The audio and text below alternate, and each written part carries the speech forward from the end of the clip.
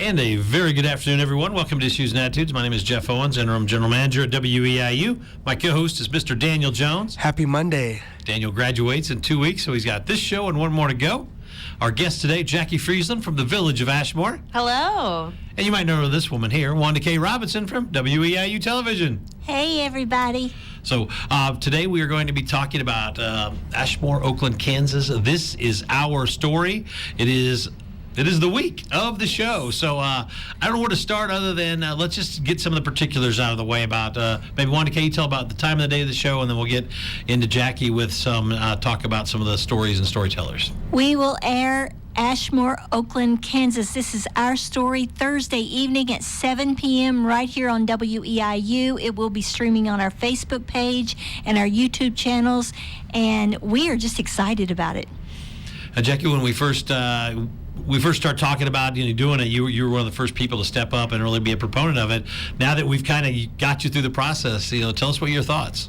When I was first contacted, I remember watching some of the other episodes that I've seen of previous towns, previous communities that have been featured, and I got so excited about WEIU coming to our smaller towns because I know so many stories, and we have a lot of stories to tell, but we often get overlooked because of our smaller populations. But man, I just got really excited at the opportunity that we would have to capture some of the history and some of the neat stories and the personalities and some of the featured places that we have in Ashmore and Oakland and Kansas. So yeah, when I was contacted, and I think you were the first person to reach out to me, that I was full steam ahead. I was ready to go. I started calling people and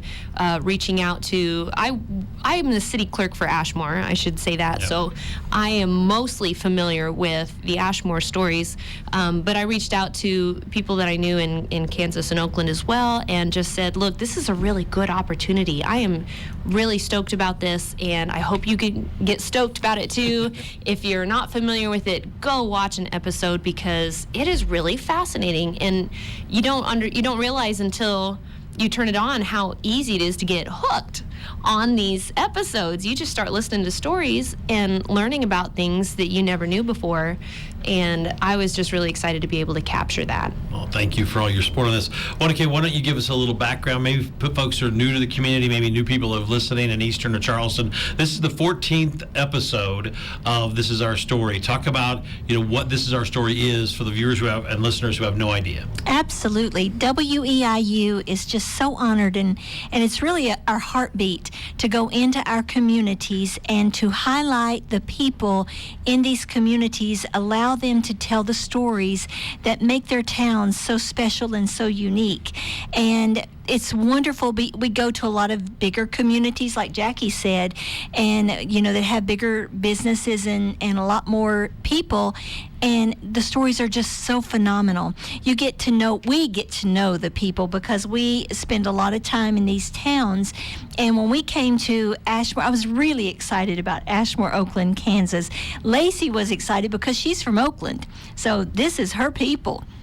I was excited because it is small town, like I grew up in the hills of Virginia, and I know how small town people like that really, they have such big hearts. And coming into Ashmore, Oakland, Kansas, yes, it is small towns, but these stories, they touch your heart in a way that it grips you and you're hooked. Like Jackie says, you're gonna love these stories. They're phenomenal stories. And Jeff, when we were sitting and letting you and Mac listen to the stories with us and watch them the other day, you were like, wow, these are some of the top 10 ever we told. I think there's, and we don't want to give too much away. We'll talk about storytellers in a minute. I think there's really two stories out of the 15 that are, as we've done 14 or this will be our 14th, right? I'm a sports guy, so I always want to rank some of the, there's two. I think there's two of the all-time top 10 in this show on Thursday night, and I'll just leave that as my tease. Daniel, from a student's point of view, what do you have questions for? Jackie, you mentioned how excited you were when you found out that production was going to be happening for Ashmore, Oakland, and Kansas. And you said you reached out to people as well. What was the general response as you were reaching out to people, telling them that WEIU was coming to do a story on these three places? The responses I got were kind of a mix. There were some who weren't familiar with the program yet, and they kind of looked at me with some blank faces, like, "We're gonna." Now what is it? And then I had other people that were like, "Really? They're coming here? Well, what are we gonna tell? What are we gonna talk about? What are we gonna tell?" And I'm like, "I don't know. That's up to us. We get to do whatever we want." And we just had some really, really excited people that stepped up and really stepped out of their comfort zone, because all the storytellers, I don't think there's a TV personality at all among them. Probably the closest would be a preacher who's familiar talking in front of people and telling stories in front of everybody, but no, for the most part, everybody telling stories were outside their comfort zone, and doing research and digging out all the information they had on their particular topic.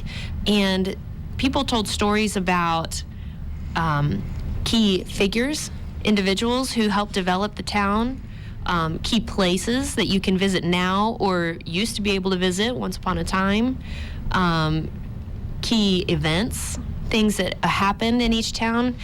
So you really just get a really well-rounded perspective of what makes each town unique. And Ashmore, Oakland, and Kansas are very close geographically, and so everybody, I mean, it's like we're pretty much one big family, because we're all just within a few miles of each other anyway. So the story's connected, and even our own people were listening in on some of these stories and were fascinated at how much they didn't even know. They said, "Well, I talk to John Saxton all the time. I never knew that about ... And it's been a real treat to watch these stories just develop and unfold, and watching all the people get involved. But yes, when I reached out to people, it was a little bit of a mixed reaction.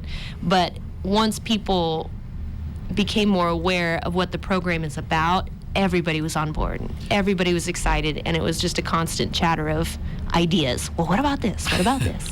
So this Thursday night, there'll be 15 different storytellers on I call it the AOKTIOS. Yes. Easier to say that way, but on the This Is Our Story. So let's, I don't want to go into too much detail about the stories, but maybe go back and forth between our guests, Wanda Kay and Jackie, and just maybe talk about a story or two from each town, and just give us a synopsis, but don't tell the whole thing yet, if I can put you on the spot just a little bit. Jackie, you want to go first, or you want one of the interesting stories coming out of Ashmore is the evolution of the fire department in Ashmore. And we have a fire department in every town. You think, well, what's so unique about that? But Ashmore's fire department is they have held on to their roots. They know where they've come from. They still have one of their earliest, I don't want to say a fire engine, but one of the, I don't even know what he called it. If the earliest fire truck, it holds water, and the earliest technology they had for spraying water out of it, because they didn't always have, obviously, pumps and engines and things like that. So they tell stories about how that has evolved to the team of firefighters that we have today, and how proud they are of what they're capable of, and what they can accomplish, and what they do accomplish from day to day. So that's one of the interesting stories coming out of Ashmore.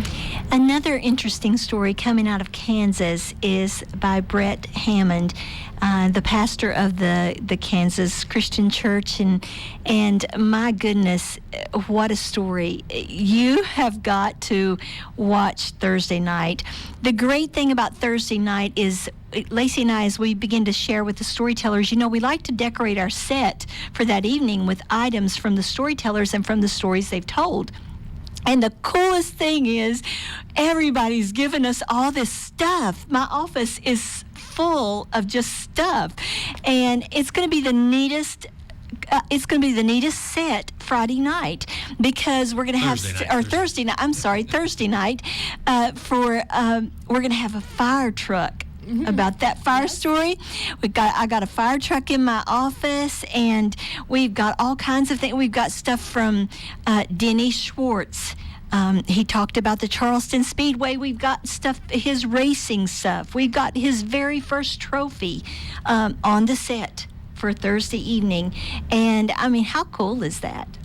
And then from Oakland, now my husband is from Oakland and graduated from Oakland, and I remember when they tore down the Oakland High School, that he was really kind of, he was disappointed to see it go. You know, that was where he had attended, and he had a lot of great memories from high school. Well, I was so excited that one of the stories coming out of Oakland is T.J. Blake talking about how Oakland, it was the Oakland Oaks, and the Kansas school merged and became the Tri-County Titans, and all the hesitation that came with that and the questions that came with that, and how it became what it is today. And so he talks about bleeding purple, orange, and blue, taking colors from all three schools that merged together to form what it is today. And that was a really interesting story to watch as well. It was. And then we have 98-year-old, or you're young, That's maybe, right. Wanda Rule.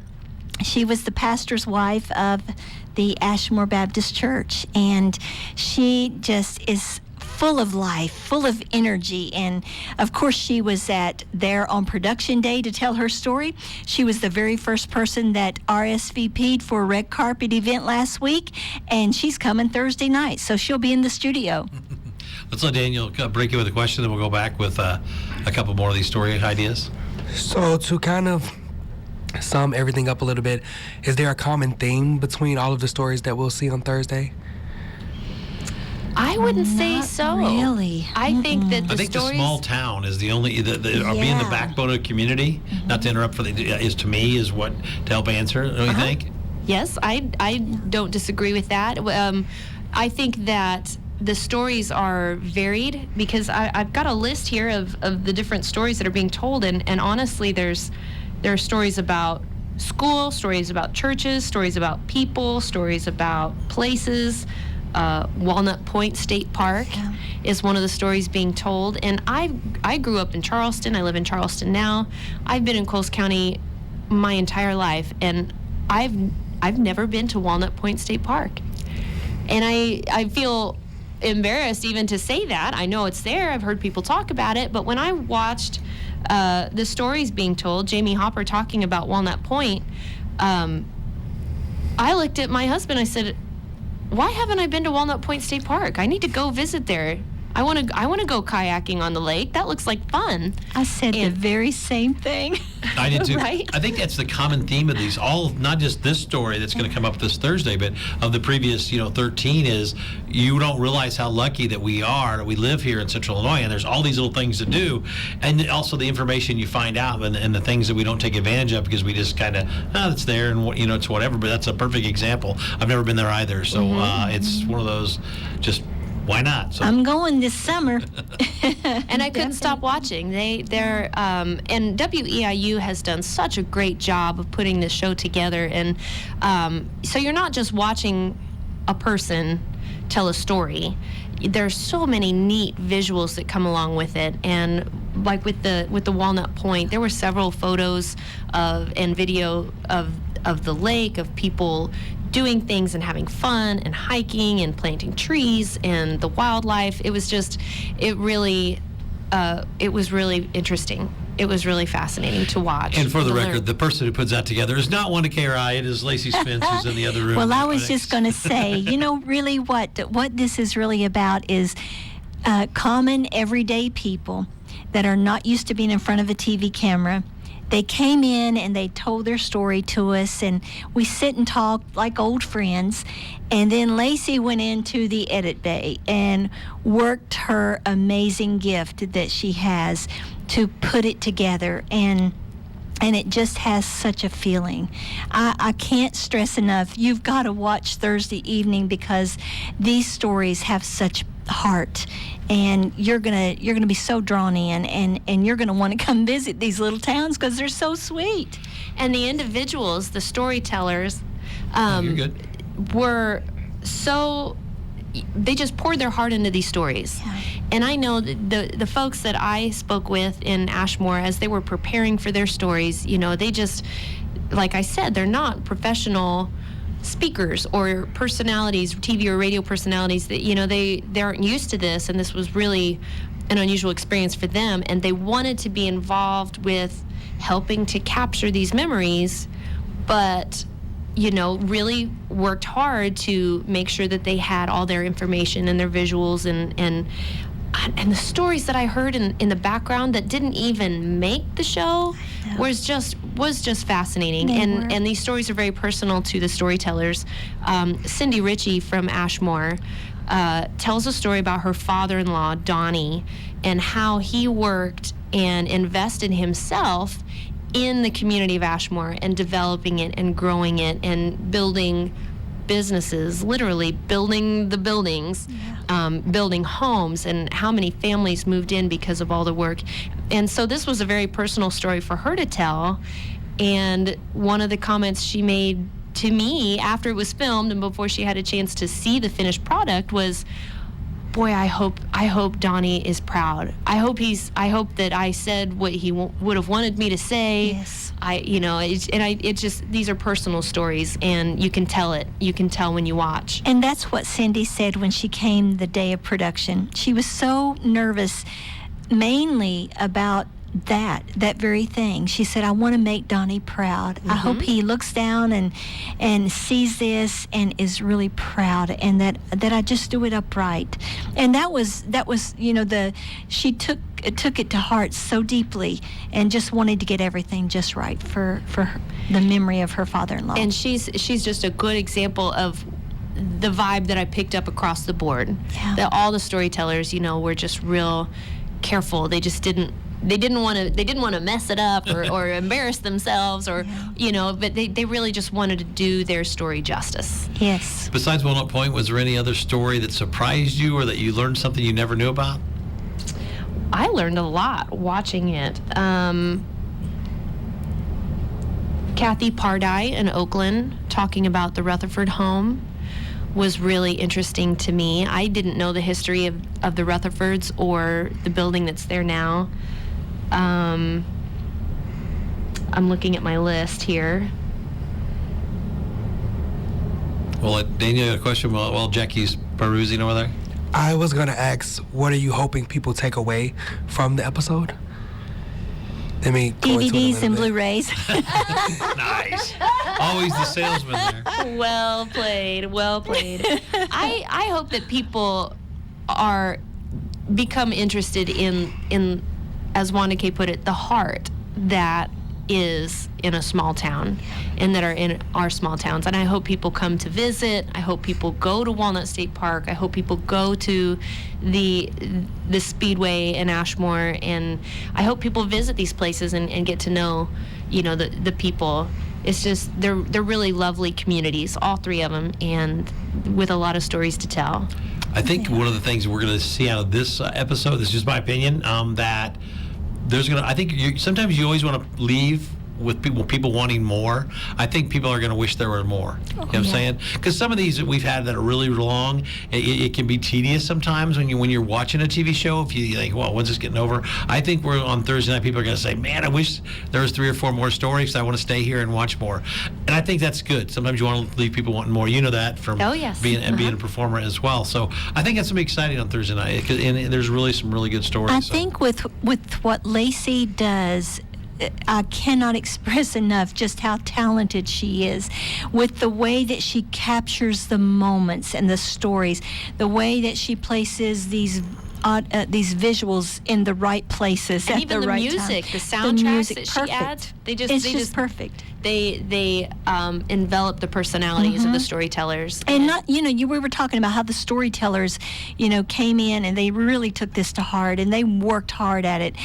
Lacey and I have put our heart and soul into this. Absolutely. Because we wanted it to be fresh and something that we could be very proud of, you know, and because again, these are her people. And so she says, Wanda Kay, we really have to do this up really good. And we have really done that. And I can say I'm so proud of it. After the red carpet event last week, what was the vibe, or what did maybe some of the storytellers say? I like to get those insights. I think the storytellers were really proud. I think that they saw, like I said, they were really nervous about, you know, representing themselves and their community, and they worked really hard. And going in and sitting in front of the camera, that time just flies by especially when you're nervous. It just is done in a breeze. And then they spend the next how many days going, did I say that? Did I do that? Do you think I smiled enough? What did I wear? Did I look okay? You know, they second guess everything that they do and say. And so when they've got to see the finished product and how well all the pieces were stitched together, I think everybody was really proud. And as I was watching them watch themselves at the premiere, you could see the initial nervousness when they see their name and their story about to start. But then by the end of it, like, the shoulders are relaxed and people next to them patting on the back going, oh, that was so great. And yeah, I think everybody was walking just a little bit taller when they left the premiere. It was fun. Other than Walnut State Park, what are some hidden gems in the area that we may or may not see in the episode? Oh, Independence Pioneer Village. Yes, in Just Oakland. So sweet. I was able, Lacey and I went over and just walked the grounds of that, and again, such a feeling. Just people that love the community and want to do something special. The excitement out at Charleston Speedway, which it's called Charleston Speedway, but it's technically one of the Ashmore features that we had Denny Schwartz speaking about, and he told some really neat stories about how he got involved in the Speedway and why he just never left. He just got addicted to it, or, you know, it just became part of that culture, and that's a really neat place to go visit. They're still active, and they still have their races all the time. And has raced for 43 years and just is an icon here in this area and probably other areas too, and such one of the most humble men. One of the other, I mentioned the Rutherford home in Oakland. That was a really interesting story to tell. And the story about the Rutherfords and their part in freeing slaves. Yes. Way back when, before Abraham Lincoln was president, before the Civil War, they were fighting for equality before there was a war about it. So, you know, that story is being told at the Rutherford home, and I found that fascinating. There was some information there that I hadn't heard about before. Was it, I mean, I'll interrupt real quick, mostly for you two, and if Lacey's in there.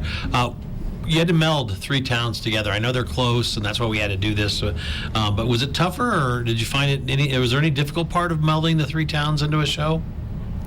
No, not really. It was... Again, these are three small towns that are so connected to one another already that they feel like a big family. So even though it's three separate towns, it felt like it was one big town, really. Okay. I don't know if you had anything to add over there. We have a few minutes left with Jackie and Wanda Kay here talking about our Ashmore, Oakland, Kansas. This is our story. Debuts Thursday night, 7 o'clock, WEIU television. Daniel Jones, any more questions back there in the back row? I have one for Wanda Kay. Is there a possibility that we can get okay, this is our story, part 2? There is always a possibility of a part 2. That would As we be run fun. out of towns, we will start again. So eventually we will come back to most of Sequels? these communities, yes. Yeah, or the best of. There you go. But Daniel, we can break the news right now. We've kind of hinted at this a little bit. The next city has been announced, and we're already in production of that. It's going to be Teutopolis, Illinois. Right. All right? Yeah. And so T-Town. Ramin and Kian have been working on that as well. And I'm not quite ready to announce the next town after that, but I have a really good feeling what it's going to be. So yes, we WEIU WEIU, we work ahead. It's funny is I always feel sometimes kind of bad because I'll work with Jackie, and then I kind of say, well, okay, Jackie, here's Lacey and Wanda K. I'm going on to T-Town, and then I tell T-Town, here's, we move on. And that's the process we do so we can stay ahead. And, with the budget as it is at Eastern and the state, we have to keep working forward to bring in a little bit of money to make these shows happen. And that's one thing we should also talk about. The sponsors really stepped up in these three communities. They really did.